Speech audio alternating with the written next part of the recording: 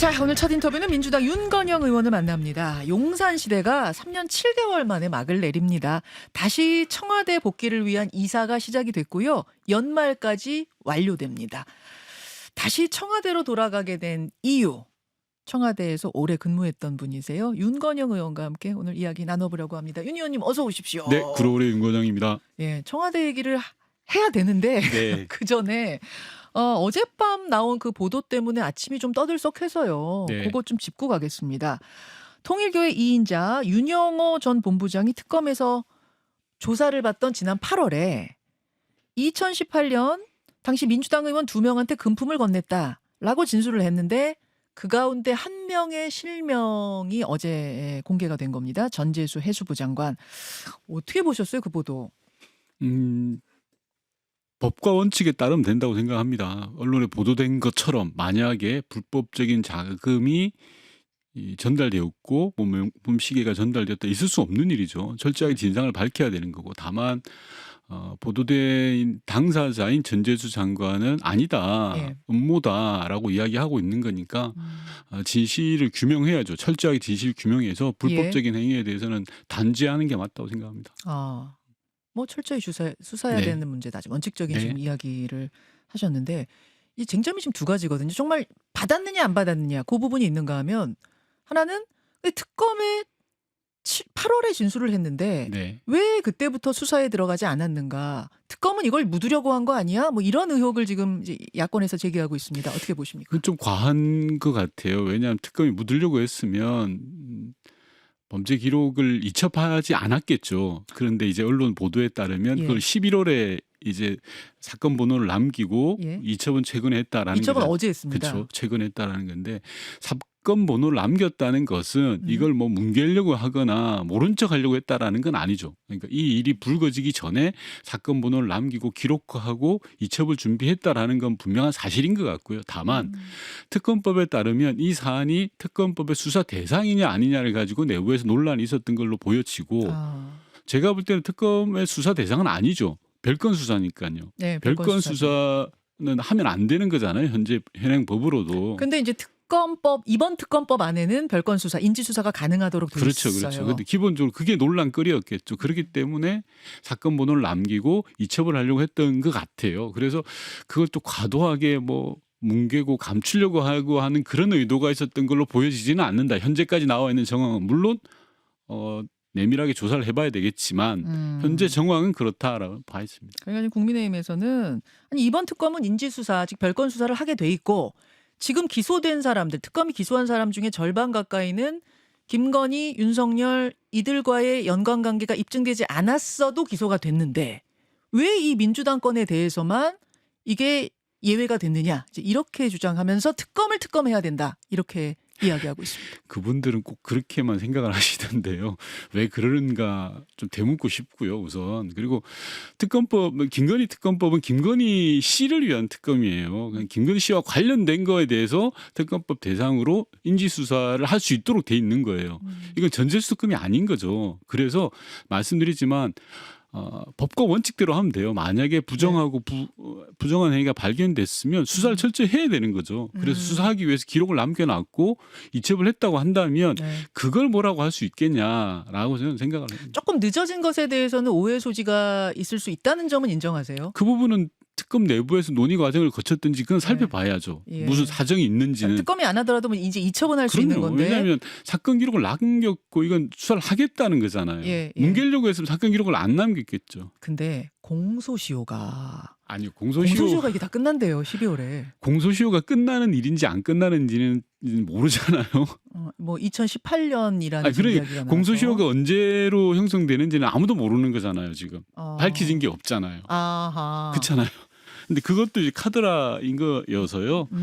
너무 그렇게 다른 측면에서 볼 필요는 없는 것 같다라는 생각이 드는데요. 알겠습니다. 오히려 어제 음성 녹음을 보면 나경원 의원이 펜스 국무장관, 미국에서 펜스가 왔을 때 윤석열 전 대통령 일정을 만들기 위해서 그리고 자기가 역할을 하기 위해서 한 부분들 나왔잖아요. 펜스 부통령. 그렇죠. 이제 그런 부분들은 대통령 선거에 실제로 통일교가 개입한 거 아니냐라는 의혹 들이 있는 거 아닙니까? 그걸 매개로 해서 접근했던 거고 그 과정에서 나경원 의원이 무슨 뭔가 역할을 하려고 했던 거잖아요. 그래서 저는 이런 것들에 대해서 법과 원칙대로 철저하게 진상을 규명해야 된다. 그리고 잘못을 저지른 거에 대해서는 그 합당한 처벌을 해야 된다라고 보는 겁니다. 그 부분도 수사해야 된다고 네. 보시는 거예요? 나경원 의원 관련 건도? 당연하지 않을까요? 알겠습니다. 민주당 윤건영 의원 만나고 있습니다.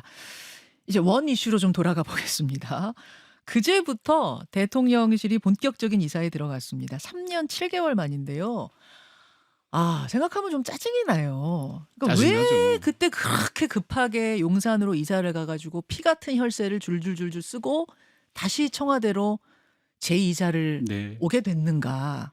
이게 비정상이에요. 시작부터가 그러니까 대통령실과 관저이전 자체를 무속인한테 의지했잖아요. 처음부터가. 사실은 그때 그 얘기가 나왔을 때도 국민들은 반신반의했던 게 네. 설마 네. 설마 그거겠어. 설마 무속한테 맡겼겠어라고 했는데 실제로 맡겼는 걸로 지금 보여지는 거고 당선되자마자 10일 만에 용산이전을 결정을 해요. 예. 그리고 용산이전 과정에서 여러 가지 공사들이 있는데 여사님 업체가 등장을 해요. 심지어 대국민 소통을 한다고 용산으로 이전했는데 본인은 술 마시고 지각 출근하고 가짜 출근을 해요. 네. 그러면서 용산에서 불법 계엄을 한 게 이게 비정상이죠. 근데 그 당시 국민들이 왜 이렇게 서두르지 의아해하면서도 지켜봤던 이유는 뭐냐면 명분은 있었어요.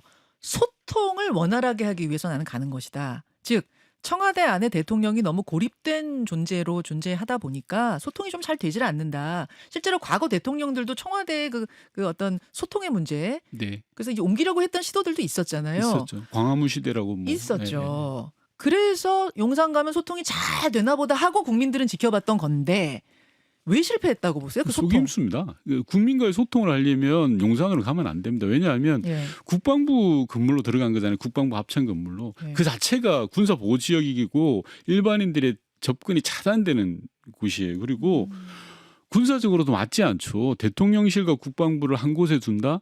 옛말에 그런 말 있잖아요. 계란을 한 바구니에 두지 않는다. 핵심 시설을 어떻게 가운데 둡니까? 그리고 용산은 보안에 굉장히 취약해요. 그래요? 예, 도감청에 대해 대단히 취약하기 때문에 이미 보도된 것처럼 대통령실이 미국 CIA에 도감청 됐다라는 게 기정사실이잖아요. 그 용산하고 청와대하고 도감청 부분 취약성에 있어서 어떻게 다른 많이 건가? 차이 나죠. 왜냐하면 예. 용산은 그냥 사방이. 문이 열려 있다라고 보면 돼요. 집에. 근데 최소한 청와대는 열쇠는 잠겨 있다라고 보시면 돼요. 그 정도 차이예요. 꽤 큰 차이죠. 그렇군요.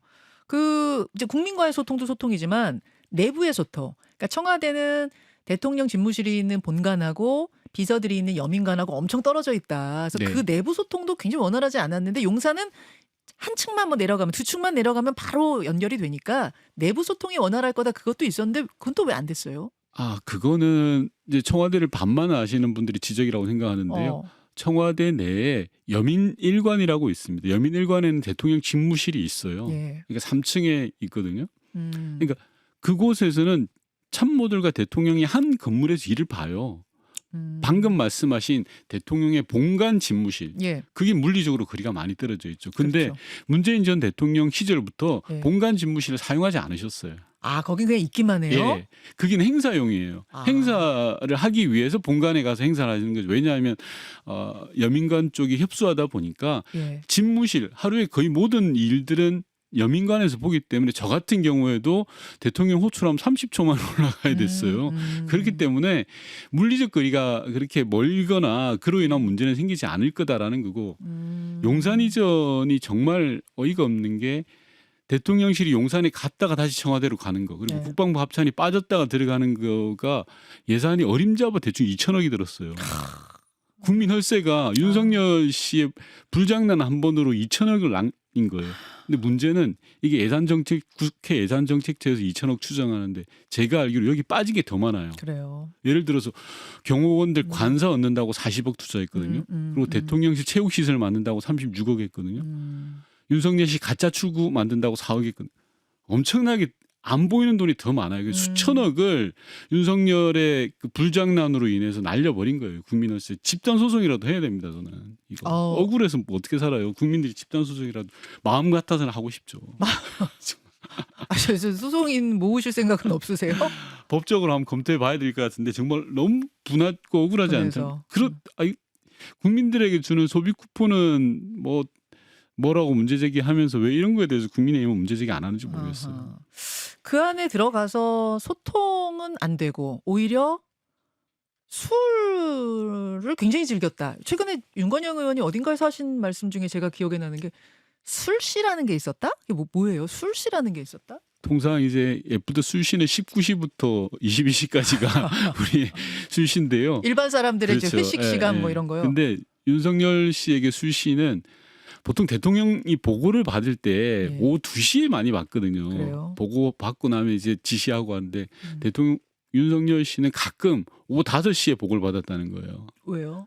한 3, 40분 받다가 네. 아이 뭐 밥이나 먹고 가시죠라고 하면서 이제 술상 차려라 이렇게 되는 거죠. 아. 그러니 내각에 있는 인사들은 장관들은 그걸 아니까 예. 보고 시간이 5시로 잡혔다 그러면 이제 컨디션 먹고 가는 거죠. 그러니까 뭐를 숙취제라 그러나요? 뭐라 그래요? 숙취 해소제. 숙취 해소제. 예, 예. 아. 다시 이 역대 대통령이든 모든 대통령들이 보고를 오후 시간을 잡으면 2시 아니면 3시거든요. 늦어도 3시에 잡고. 왜냐하면 보고하고 나서 그 다음 스케줄 저녁 스케줄 가야 되니까. 그렇죠. 그리고 빨리 전파해야죠. 전파도 해야 돼. 예, 그런데 5시에 잡았다 그러면 긴장하죠. 아이고 또 오늘 그날이구나. 그날이구나. 소폭 몇 장까지 감당 가능하지? 이게 이제 몸을 만들어야죠. 소폭을 보통 몇 장까지 했다고 합니까? 윤 전 대통령은? 제가 전에 듣기로는 뭐 수십 잔까지도 했다라는 제보를 받았어요. 그러니까 인사불성에 대해서 실려 나올 정도였다고 하니까요. 엎혀 나오고 막 이런 것도 있대요. 예. 그냥 부축을 받아서 나왔다는데 경호관들의 부축을 받아서 그게 제가 뭐 제보 받아서 이야기한 건데 국정원 업무보고 시간에 네. 업무보고 끝나고 국정원 간부들하고 이제 만찬을 했는데 그 과정에 또 테이블마다 다 돌면서 소폭을 돌렸다는 거 아니겠습니까? 분위기 좋게 한다고.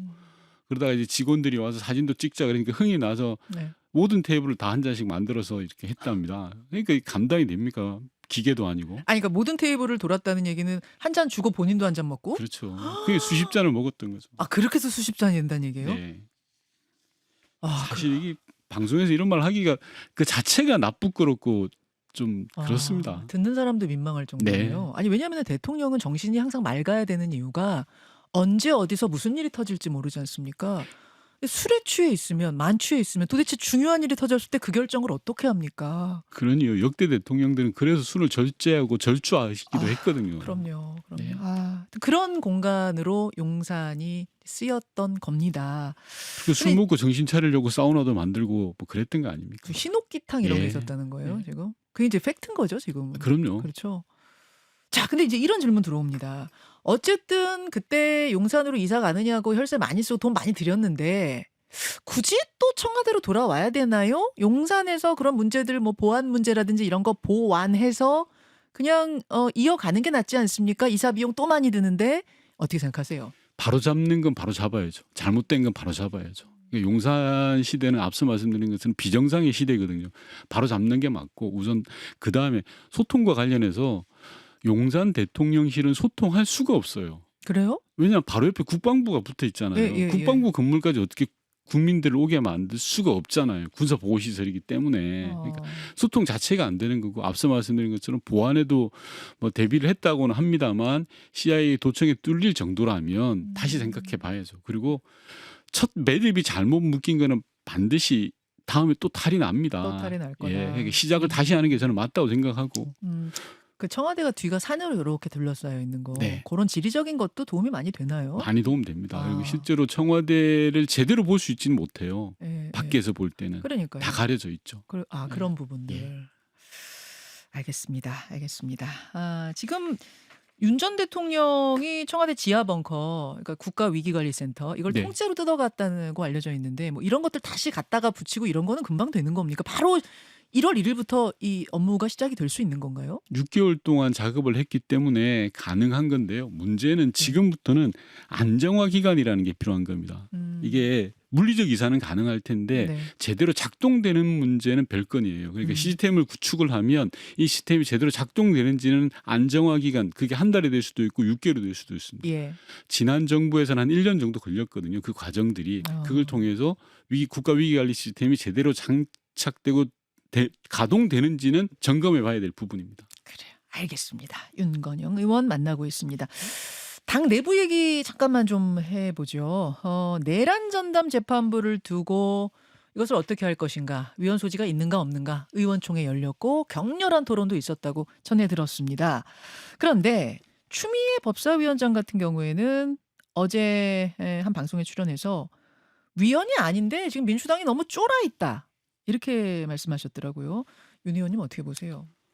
우선 지금 재판부를 보고 많은 국민들이 실망하는 건 사실이잖아요. 내란 세력들의 변호인들에게 끌려가고 재판부에 권위를 세우지 못한다. 이게 무슨 대한민국 법원이야? 라는 문제의식들은 다 가지고 계시는 거 아닙니까? 바로 잡아야죠. 바로 잡아야 되는 거에 대해서는 국민들 모두가 전 동의할 거라고 생각을 하고요. 지금 민주당이 하고 있는 건 모범 답안을 찾는 과정이라고 생각합니다. 이 과정에 실수하면 안 되는 거 아닙니까? 그렇게 되면 내란 세력에게 빌미를 주는 거죠. 즉 오답이 있어서는 안 돼요. 이 부분과 관련해서는. 그래서 저희가 의총에서도 그런 부분들이 논의가 됐고 모범 답안을 내서 국민들에게 제시하자. 그래야 내란을 제대로 청산할 수 있다라는 거지. 뭐 쫄고 안 쫄고의 문제는 저는 아닌 거라고 보입니다.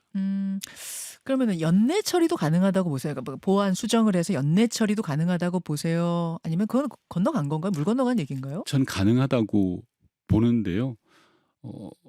왜냐하면 네. 지금 꽤 많은 논의들이 진행돼 왔고 문제 제기하시는 분들 이건 위헌 시비가 있어라고 하는 분들에 대한 문제의식들을 담아내면 되는 거기 때문에 그게 뭐 한두 달 걸릴 사안은 아닌 거라고 저는 생각되고요. 그래서 12월 중으로 가능하지 않을까? 그리고 원내도 그런 계획을 갖고 있지 않을까라고 저는 생각합니다. 그렇습니까? 그러면 이 위헌 소지를 줄인다는 부분, 위헌 소지를 없앤다는 부분 어떤 부분들을 조정하면 된다고 보십니까?